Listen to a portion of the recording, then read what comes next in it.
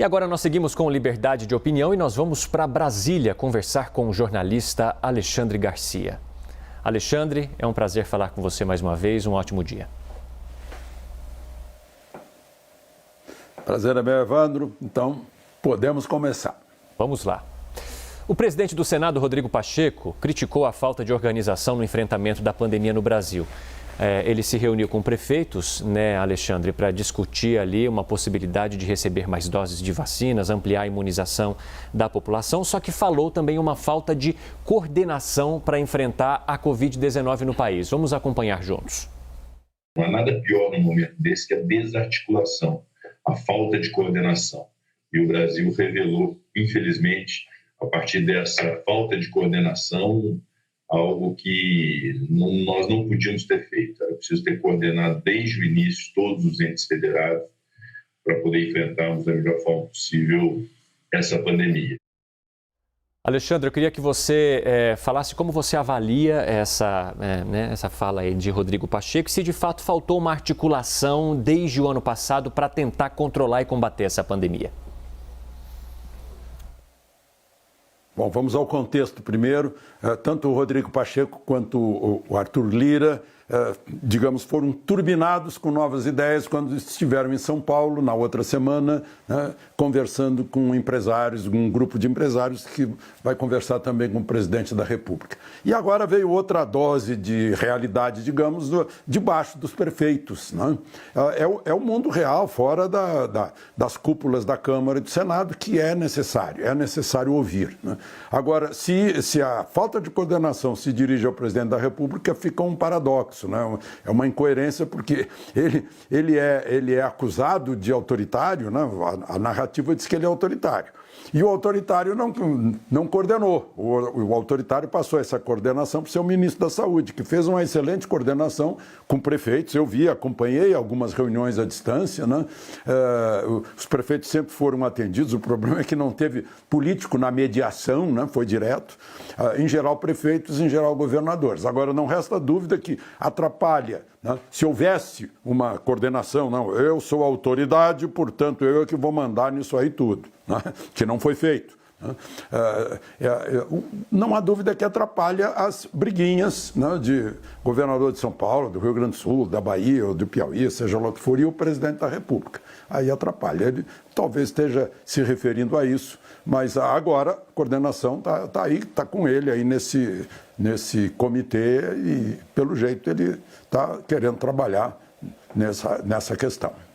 Alexandre, você acredita que houve, então, omissão do Poder Legislativo para tentar buscar medidas, para tentar buscar também essa articulação? Como que você vê isso? Não sei, eu acho que isso tem que ser Poder Executivo mesmo,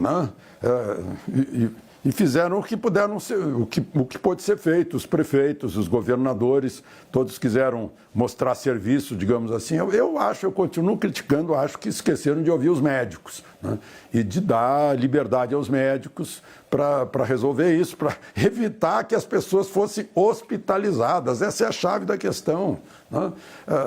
Resolve em casa e o sujeito não vai para o hospital. Essa é a chave da questão. Faltou isso. Ninguém fala nisso. Parece que querem esconder, fazer uma censura, fingir que não existe. Mas existe, está aí cada vez mais. Está na boca do povo, literalmente. Alexandre, nessa mesma reunião, o presidente do Senado, Rodrigo Pacheco, afirmou que o Brasil atrasou o processo de imunização e que agora nós estaríamos correndo atrás do tempo. Vamos ver mais essa. Obviamente, nós temos que reconhecer, o Brasil atrasou esse processo, atrasou esse cronograma, nós estamos correndo atrás do tempo nesse momento. A instituição desse comitê, muitos disseram, com 1 ano de atraso, mas, vamos dizer, é o que nós antevemos, especialmente quando eu assumi a presidência do Senado, que é o que podia ser feito. Alexandre, temos que reconhecer esse atraso no cronograma. Seria um recado de Pacheco a alguém? Eu perguntaria ao próprio Pacheco se ele, no lugar de alguém, arriscaria no artigo 85, que são os crimes de responsabilidade do presidente da República, a comprar vacina não autorizada pela Anvisa. Será que ele compraria por milhões? Vacina não autorizada? Aí vem a vacina da Índia, essa não foi autorizada. Tivesse comprado vacina da Índia, como é que fica? Com que cara fica? Tá? O Congresso ia ter mais motivos para apresentar aqueles pedidos de impeachment que tem apresentado a Arthur Lira. Eu acho que ele não entraria nessa também. Agora, veja só, a Anvisa, nos dias 17 e 18 de janeiro, autorizou a Coronavac, em caráter emergencial, né? A Coronavac e a AstraZeneca, né? Caráter emergencial, experimental e tal, para maiores exames. Né? E isso foi dia 17 e 18. No dia 21 de janeiro, o Brasil já vacinou naquele dia 350 mil pessoas. Será que houve atraso? A Inglaterra tinha recém começado, foi a primeira a começar, dia 8 de dezembro. Mas está lá, a fábrica está ali, a AstraZeneca, né? Os Estados Unidos com a Pfizer estão em alta velocidade, né? Superpotências monetárias. Nós, até agora, não temos a nossa vacina nacional, estamos desenvolvendo, né? Fazendo os testes necessários. E depois foi um milagre, gente. Vocês não se deram conta do milagre? Vocês já viram alguma vacina ser produzida em 8 meses? Uma vacina começar a ser aplicada assim, desse jeito? Né? Fazem testes de vacina com 30 mil pessoas, 300 mil pessoas. Nós estamos tocando a vacina. Né? Você mesmo lembrou agora, Evandro, 23 milhões de doses. Eu nem tinha me dado conta disso. Eu tinha anotado aqui 20 milhões. Eu passei pelo vacinômetro ontem, né? E tinha anotado, mas está dando pulos e pulos. Estão anunciando aí que estão vacinando 1 milhão por dia. Uau, vai contar isso para um europeu, que está lá cheio de problema com a vacina. Né? O Equador agora com medidas drásticas, né? Falta de vacina, A Inglaterra versus a União Europeia, estão lá discutindo quem vai receber a vacina antes. Não recebe mais vacina se não resolver o problema da vacina aqui. Não é exclusividade do Brasil, não. Acho que a gente está indo muito bem com a vacina. Estão anunciando aí que no primeiro semestre metade do país está vacinada. Isso é um feito. Alexandre, vamos seguir então, falar um pouquinho da Advocacia Geral da União, que pediu ao Supremo Tribunal Federal a suspensão de decretos locais que proibiam cultos, missas e atividades religiosas no país para as comemorações da Páscoa, antes das comemorações, né? Para André Mendonça, ex-ministro da Justiça e agora que está no comando da AGU, a gente mostrou nessa semana, restringir missas e cultos viola o direito de crença e afeta, ele usou aí os termos, de modo excessivo e desproporcional à liberdade religiosa. Eu queria saber de você, Alexandre, como que você avalia esse pedido feito pela Advocacia Geral da União? Bom, vamos considerar que o advogado, o Ministério Público, o Tribunal, o Supremo Tribunal, principalmente, todos são guardiões da Constituição. Vamos ver o que diz a linha 6ª, direito fundamental, do artigo 5º, cláusula pétrea da Constituição. É inviolável a liberdade de consciência e de crença, sendo assegurado o livre exercício dos cultos religiosos. Não? Aí, se um decreto de um prefeito ou de um governador viola a Constituição, um direito fundamental, é obrigação do advogado, do Ministério Público, do Supremo, de proteger a Constituição, o que está a Constituição. E as coisas não são assim drásticas, não. Né? Eu continuo frequentando a missa no Mosteiro de São Bento, aqui perto. Né?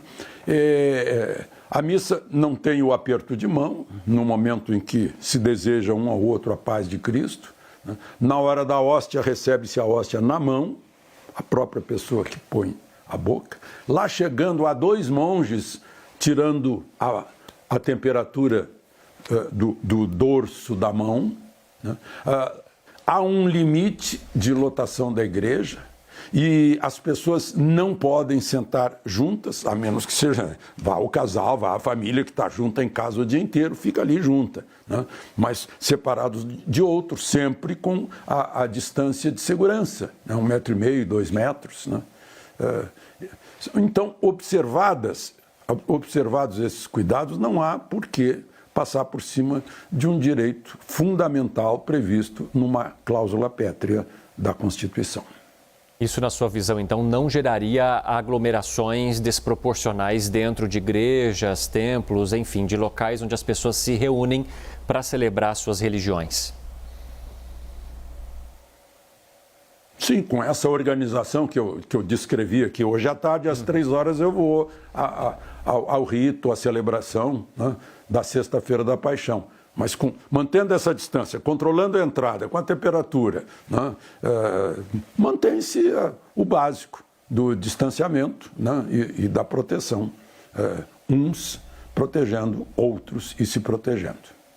Alexandre, eu quero discutir mais um assunto aqui com você. O Congresso Nacional aumentou as verbas de órgãos chefiados pelo bloco dos partidos do Centrão. As verbas repassadas para a Companhia de Desenvolvimento dos Vales São Francisco e do Parnaíba, controlada pelo Democratas e com a diretoria dividida entre os partidos do bloco, mais do que triplicou em relação ao projeto enviado inicialmente ali pelo próprio Executivo. O salto foi de 845 milhões para 2 bilhões e 700 milhões de reais. A ampliação das verbas para instituições dirigidas por indicados políticos do bloco foi feita por meio de emendas parlamentares. Eu queria saber como você avalia esse aumento previsto, então, para esses órgãos e também se isso é um movimento comum ou se indica alguma forma de favorecimento a esse bloco que hoje está alinhado com o governo federal.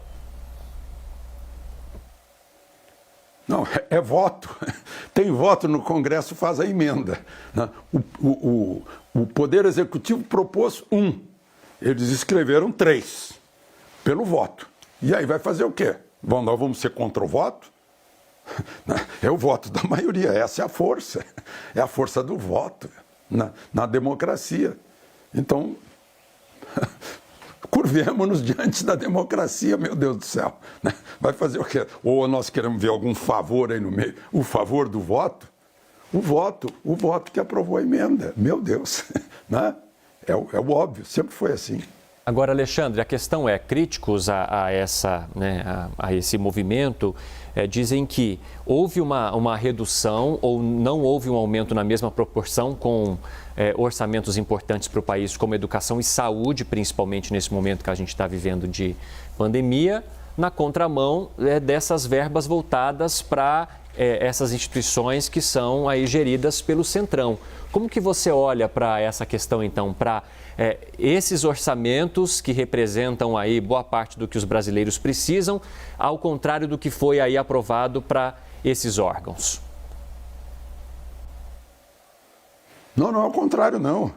Olha aqui, foi para Departamento Nacional de Obras contra a Seca. Então, convence os nordestinos de que não precisa de obra contra a seca. E para a Fundação Nacional da Saúde, convença alguém hoje que não é necessário mais dinheiro para a saúde. É tão óbvio, tão simples.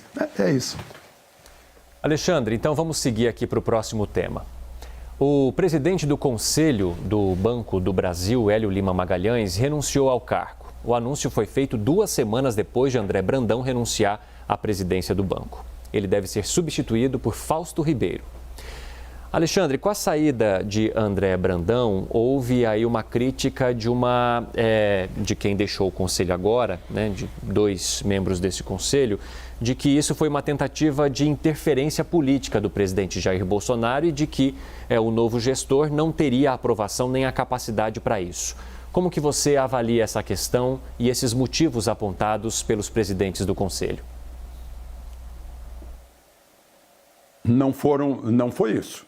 Eu li a ata, o que está escrito na ata é que eles não falaram em tentativa política nem presidente Bolsonaro, não falaram nisso. Né? O que está lá na ata é que tudo bem, é todo o direito que tem o acionista majoritário de indicar, não há nenhum problema nisso. Agora, acharam que esse funcionário de carreira, inscreveram assim, a despeito de ter 33 anos de carreira, ainda não galgou todas as etapas gerenciais do banco. Então, vamos ver quais são as etapas gerenciais. Ele foi presidente do BB Consórcio, ele foi gerente executivo da contadoria do banco, ele foi coordenador do Banco do Brasil na Espanha, né? Tem 33 anos de banco, e só que essa exigência que fizeram, aliás, esses dois que saíram, são indicados pelo acionista majoritário, o mesmo que indica o presidente do banco, né? São conselheiros, são 5 conselheiros do acionista majoritário, tem lá uma conselheira que é representante dos funcionários, 2 conselheiros dos acionistas minoritários no conselho de 8 do Banco do Brasil. O presidente que saiu, só para a gente lembrar, estava fechando a agência e diminuindo o quadro de funcionários, diminuiu 5.500 funcionários, fazendo o contrário do que está fazendo a Caixa, né, que está admitindo 7.700 funcionários, abriu 76 agências, entenderam o papel social. Esse funcionário de carreira certamente entende o papel do Banco do Brasil, que não é um banco comercial simplesmente. É o Banco do Estado brasileiro usado para ajudar a política monetária e financeira e creditícia do país, né? Sem interesses imediatos de lucro Faria Lima, né? Bom, é isso. Esse funcionário de carreira certamente entende isso, sabe disso. Aí eu pergunto o seguinte, né? Se fosse nomeado um político, como tem sido, né?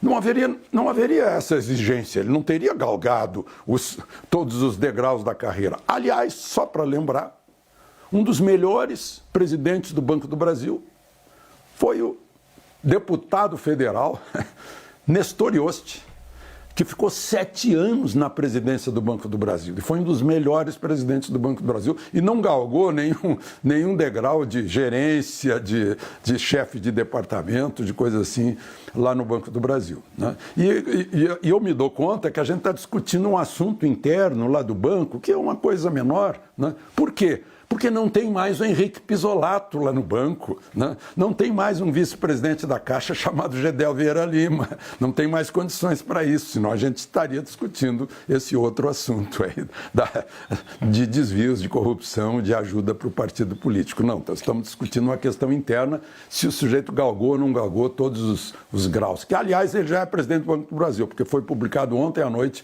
no Diário Oficial, né, a nomeação dele, que aliás foi aprovada nesse mesmo Conselho de Administração. Ô Alexandre, então quando você fala que nós estamos discutindo questões internas do banco, significa que não haveria essa necessidade, não fosse o apontamento que na sua visão, então, não acontece de uma intervenção política do presidente Bolsonaro, para que a gente possa entender com mais facilidade? Não. Como é que a gente vai entender como intervenção política a nomeação de um subordinado por parte do superior? O presidente Bolsonaro interfere politicamente na Polícia Federal porque nomeia o diretor da polícia, interfere politicamente no Ministério da Justiça porque nomeia o ministro da Justiça, porque tira o ministro de lá e põe no... Nós estamos onde? O presidente Bolsonaro foi eleito por quase 58 milhões de votos para fazer isso, para nomear e demitir, né, em toda a cadeia que está abaixo dele. Ele é o chefe do Poder Executivo. Então, embora esses membros do Conselho tenham dito que essa mudança prejudica, para você ela ajudaria a renovar o Banco do Brasil? Alexandre, é mais essa pergunta que eu tenho para você neste assunto. Bom, aí algo genérico. Eu não conheço as pessoas que vão fazer isso, se vai ser renovação ou não, mas em geral, quando há uma troca, né, sai uma ideia, entra outra supostamente melhor. Agora, por exemplo, o que vai acontecer? Esse funcionário que está entrando, ele sabe qual é a missão do Banco do Brasil, ele não veio de fora. Ele está desde o primeiro concurso que ele fez, ele está lá dentro. Ele sente o espírito, ele tem o espírito de corpo, ele tem vestiu uma camisa, né, cinza e amarela, né? Então ele sabe qual é a missão do Banco do Brasil. Não é ser simplesmente um banco comercial para ter lucro no fim do ano. Ele tem uma missão complementar da política econômica do governo, né? Ele sabe disso, então provavelmente vai haver um reajuste aí nessa história de o Banco do Brasil se enxugar, se ausentando do país, né? E ele vai saber que o Pedro Guimarães está fazendo isso na Caixa. Pô, como é que é? Não tem agência aqui na CEAGESP? Como não tem agência da Caixa? Vai ter. Como não tem agência aqui nesse lugar do Pantanal? Como não tem uma ajuda aqui nesse lixão? Né? Virou uma... começa se consolidando na sua missão, na missão do banco. Alexandre Garcia, eu agradeço pela conversa de hoje e desejo uma feliz Páscoa para você e para sua família. Obrigado, Evandro, da mesma forma, e aproveitem o dia.